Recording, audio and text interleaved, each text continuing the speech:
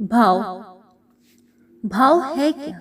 जब आप अपनी बात को, अपने विचारों को किसी अन्य पर्सन के साथ बांटते हैं, बताते हैं, और वह पर्सन जिस उद्देश्य के साथ उस बात को समझता है, वह भाव। आपने अपनी बात को जिस उद्देश्य के साथ सामने वाली पर्सन को बताया है, क्या उसने उसी उद्देश्य के साथ आपकी बात को समझा है? यह भाव।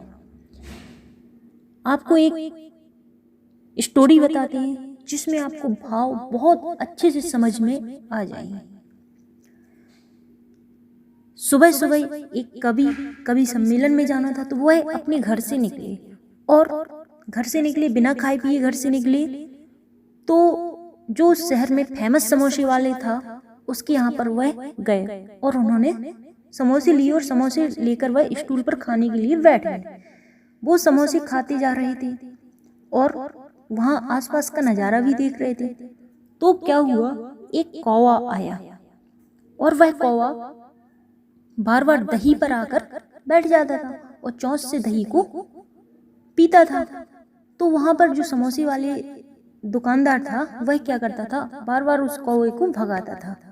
फिर कौवा आया, फिर बैठ गया, और इस बार उस कौवे ने क्या किया, प्लेट गिरा दी समोसे की, और वह उड़ गया। अब तीसरी बार फिर से कौवा आया और दही पर बैठ गया। उस दुकानदार को इतना क्रोध आया कि उसने सीधा उस कौवे को मार डाला। और वहीं हमारे कवि जी जो थे, स्टूल पर बैठे समोसा खा रहे थे, उन्होंने इस दृश्य को देखा, और यह दृश्य देखा तो जो कवि होते वह बहुत ही मर्म स्पर्शी हृदय के होते हैं। उनका जो हृदय होता है बहुत ही मर्म स्पर्शी होता। तो उन्हें उस कौवे की ऐसी हालत देखकर बहुत ही दया आ गई, और वह कुछ नहीं बोले। अब पानी पीने के लिए वह गए, तो वहां पर दीवार थी सामने। जो कवि होते हैं उन्हें हालात देखकर अपनी कविता याद आ जाती है, तो उन्हें उस टाइम पर एक कविता याद आई, और वह कविता जो लाइन याद आई उन्हें, कौवे के ऊपर उन्होंने उस दीवार पर लिख दिया। उसे क्या लिखा, ध्यान से सुनिएगा। काग दही पे जान गवाही। काग मतलब कौवा, दही पे मतलब दही पर जान गवा दी। एक कौवे ने दही की वजह से अपनी जान को गवा दिया, ऐसा वह लिखकर और वहां से प्रस्थान कर दिए। अब वहां पर एक वकील साहब आए। वकील साहब भी कोर्ट जाना था, बिना खाए पिए घर से निकले थे, तो वो भी उस दुकान पर आए और उस दुकान पर जाकर बैठ गए, समोसे खाने लगे। समोसे खा ही रहे थे कि उन्होंने अपने कागजातों को कहाँ पर रखा, एक कुर्सी पर रख दिया था। हवा का झोंका आया और वह उनके कागज क्या हुए, उड़ गए। उड़ते उड़ते वो कागज कहाँ गए, उड़ते उड़ते वह कागज पानी जहाँ पर पीने के लिए रखा था वहां पर गए। वो कागज उठाने के लिए गए, उठाते गए। जैसे ही कागज उठा रहे थे, उनकी नजर सामने दीवार पर लिखी हुई लाइनों पर पड़ी, जो लाइन कवि लिख गए थे। उन्होंने इस लाइन को क्या पढ़ा, ध्यान से सुनिएगा। कवि उस लाइन को क्या लिख के गए, और हमारे वकील साहब ने उस लाइन को क्या पढ़ा। वकील साहब ने पढ़ा, कागद ही पे जान गवा दी। कागद ही पे जान गवाही।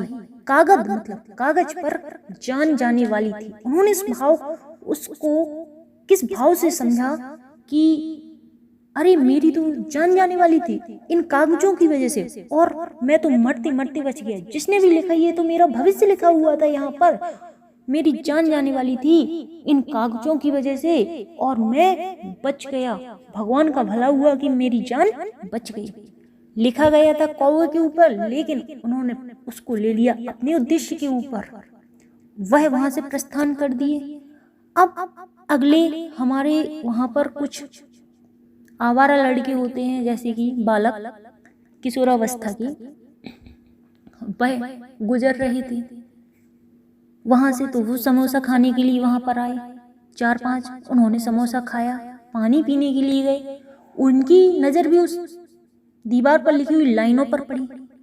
अब उनकी नजर उस लाइनों पर पड़ी, तो उन्होंने उस आवारा बालकों ने उस लाइन का क्या अर्थ निकाला और क्या पढ़ा, देखिएगा। का गदही पे जान गवाही। इसका तात्पर्य आप समझ रहे हैं? इसका तात्पर्य ये हुआ, किशोरावस्था के जो बालक थे उन्होंने इसका तात्पर्य ये समझा, क्या ये जो हमारी एज है, ये ऐसे किसी भी बालिकाओं पर मरने की एज नहीं है।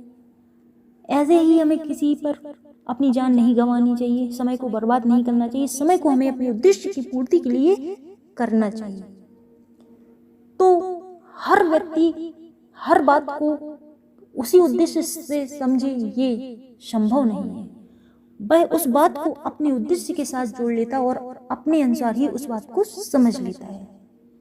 तो आप जिस भी पर्सन से जो बात कह रहे हैं, ध्यान रखिएगा वह बात उसी उद्देश्य से ये समझ ले तो ज़्यादा बेटर रहेगा। आपको आसानी होगी, उस सामने वाले को भी आसानी होगी। यदि आपने कही किसी और उद्देश्य से और उसने समझ लिया कुछ और, तो फिर गड़बड़ ही होती है।